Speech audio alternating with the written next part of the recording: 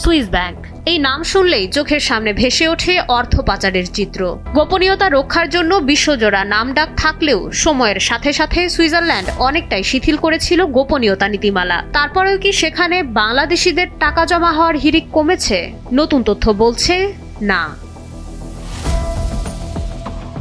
সম্প্রতি সুইজারল্যান্ডের কেন্দ্রীয় ব্যাংক সুইস ন্যাশনাল ব্যাংক তাদের বার্ষিক প্রতিবেদন প্রকাশ করেছে। তাতে দেখা যায় 2025 সালে সুইস ব্যাংকগুলোতে বাংলাদেশিদের জমানো অর্থের পরিমাণ আগের বছরের তুলনায় বেড়েছে প্রায় 41%। সহজ করে বললে 2024 সালে সুইস ব্যাংকে বাংলাদেশিদের জমানো অর্থ ছিল 59 কোটি সুইস ফ্রা। এক বছরের ব্যবধানে 2025 সালের শেষে তা বেড়ে দাঁড়িয়েছে 83 কোটি 41 লাখ সুইস ফ্রা। বর্তমান বাজার দর অনুযায়ী এক সুইস ফ্রা প্রায় 142 টাকার সমান। সেই হিসেবে সুইস ব্যাংকে বাংলাদেশিদের মোট জমানো অর্থের পরিমাণ এখন প্রায় 13,000 কোটি টাকা। গত 10 বছরের হিসাবে দেখা যায় 2021 সালের পর 2025 সালেই বাংলাদেশিদের সর্বোচ্চ পরিমাণ অর্থ জমা হয়েছে সেখানে।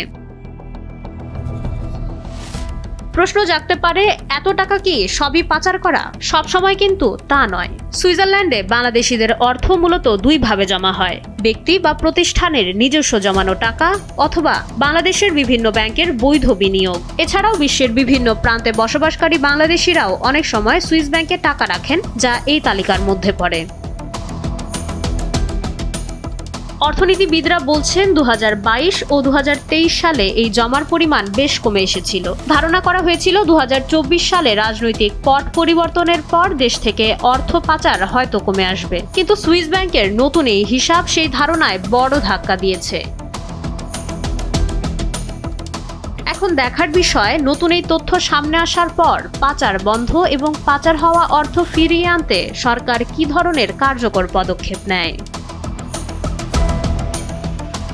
মাইশা মালিহা, সময়ের আলো।